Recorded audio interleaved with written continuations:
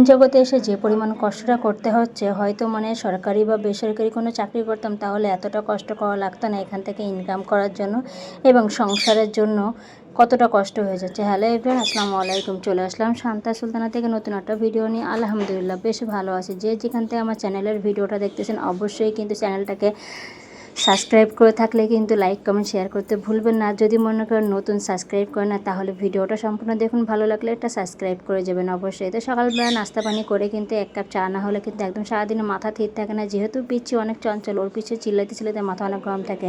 নাস্তা শেষ করে একটু প্রয়োজনে বাইরে গেছিলাম, কিছু কেনাকাটা ছিল দুপুরের জন্য। আপনাদের ভাইয়াদের সাথে বাইকে গেছিলাম, তো বাইক থেকে আবার চলে এসে ওখানে আবার মাঝে মাঝে যখন আমি ভিডিও করি আপনাদের ভাইয়া আবার চিল্লাইতে যে তুমি সব জায়গায় আসো, ভিডিও করতে হয়। তো এখন কী আর করা, যেহেতু এই জগতে পা রেখেছি যে নিজের ভবিষ্যৎ গড়বো, তার জন্য কিন্তু আমাকে অনেক কিছু স্যাক্রিফাইস করতে হয়, অনেক আশেপাশে অনেক কানাঘুষি অনেক কথাই শুনতে হয়। তো ওখান থেকে কিন্তু আমি বাসায় চলে এসে কিন্তু দুপুরে রান্নার জন্য সব রেডি করে নিচ্ছিলাম।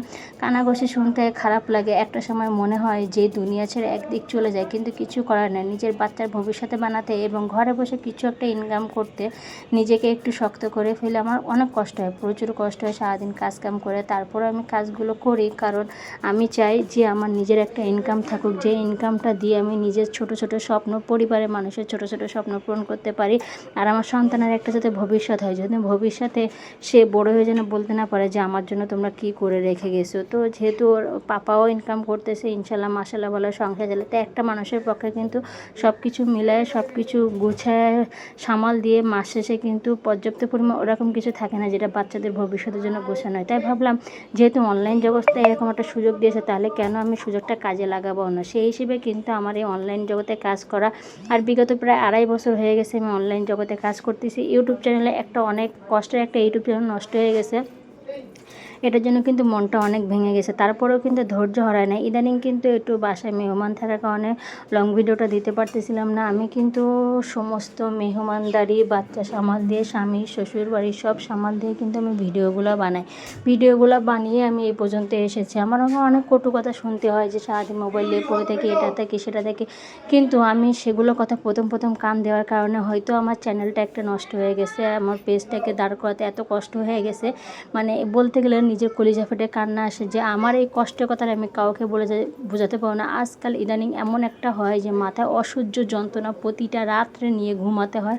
জানি না মাথায় কী একটা টেনশন, শুধু আল্লাহর কাছে দোয়া করে আল্লাহ যদি মৃত্যুটা মনে হয়ে যেত তাহলে এই যন্ত্রণার থেকে মনে মৃত্যুটা সহজ ছিল, কিন্তু মৃত্যুটা এতটা সহজ না।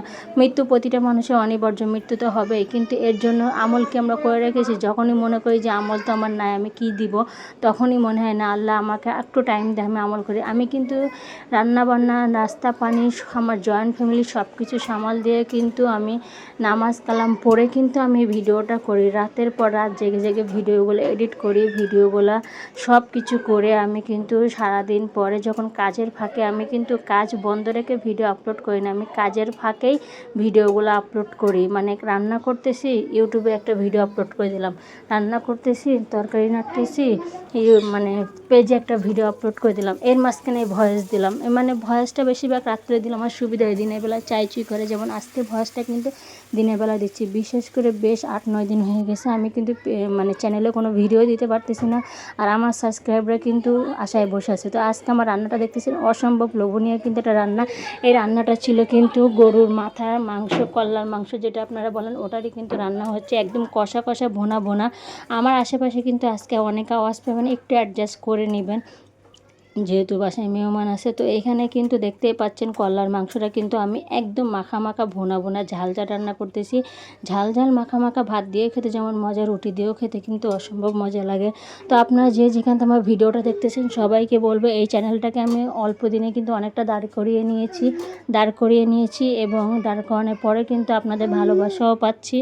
তো আপনারা যখন গরুর গলার মাংসটা রান্না করেন তখন এর সাথে কী কী মশলা দেন এক্সট্রা অবশ্যই কিন্তু আমাকে জানাতে ভুলবেন না। আমি কিন্তু এক্সট্রা কোনো মশলা দিই না, যেহেতু আমার বাসায় সিলিন্ডার গ্যাস, আর গরুর গলার মাংস গলাইতে কিন্তু প্রচুর টাইম লাগে, আর এখানে কিন্তু সিলিন্ডার গ্যাস একদম সম্ভব হয়ে যায়, মাস শেষে কিন্তু প্রায় 2টার মতন গ্যাস লেগে যায়।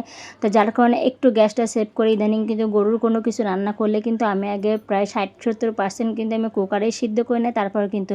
তো দেখতে পাচ্ছেন আমি কুকারে দেওয়ার সময় কিন্তু মশলা দিয়ে নিয়েছিলাম, যেহেতু আমি আমার এই তরকারিটা মানে মাংসটার জন্য যে পরিমাণ মশলা দিব তার অর্ধেক মশলা কিন্তু কুকারে দিয়ে দিয়েছিলাম, আর বাকি অর্ধেক কিন্তু এখানে কষায় দিয়ে কিন্তু রান্না করতেছি। এটা কিন্তু আপনি এইভাবে রান্না করলে কিন্তু সম্পূর্ণ একটা ফ্লেভার পাবেন, কষা কষা। অনেকেই বলে কুকারে রান্না করলে নাকি মজা হয় না, স্বাদ হয় না, সেই হিসেবে কিন্তু আমি প্রথম করতাম না, এইভাবে করতাম। কিন্তু গ্যাসের দিকে তাকাইলে কিন্তু প্রায় 15-20 দিনে গ্যাস চলে যেত। আর এইভাবে করলে কিন্তু একটু গ্যাসটা কম লাগে, চলে যায় 22-23 দিন লাগে কি একটা গ্যাস যেতে, কিন্তু হচ্ছে কিনা আপনার একটু গ্যাসটা কম হয়। আর এইভাবে যদি আপনি চুলায় দিয়ে রান্না করেন সেটার ক্ষেত্রে কিন্তু 12-15 দিনে কিন্তু চলে যায়। যার কারণে কিন্তু বেশিরভাগ এখন আমি এইভাবে কুকারে অর্ধেক দিয়ে সিদ্ধ করি। আর কলিজা, তারপর গরুর বট যেগুলো বলেন, এগুলোতে আমি সিদ্ধ করেই প্রায় পানি দিয়ে ফেলাই দেয়, যার কারণে কিন্তু আর কোনো সমস্যা হয় না। তো আমার ভিডিওগুলো যারা দেখতেছেন তাদেরকে বলবো সম্পূর্ণ ভিডিওটার সাথে থাকবেন। রান্নাটা কেমন হয়েছে, রান্নাটা কালার কেমন হয়েছে অবশ্যই জানাতে ভুলবেন না। বিকালে কিন্তু 1 কাপ লাল চা হলে আদা দিয়ে ভালোই লাগে। আর সন্ধ্যাবেলা সবাই বেরিয়েছিলাম একটু ঘুরতে। তো ঘোরা সম্পূর্ণ ভিডিওটা দিলে কিন্তু ভিডিওটা লং হয়ে যাবে। ইনশাল্লাহ পরবর্তী ভিডিওটা দিয়ে জানিয়ে দেবো কোথায় ঘুরতে গেছিলাম। তো অবশ্যই সাথে থাকবেন। আল্লাহ হাফেজ, ভালো থাকবেন।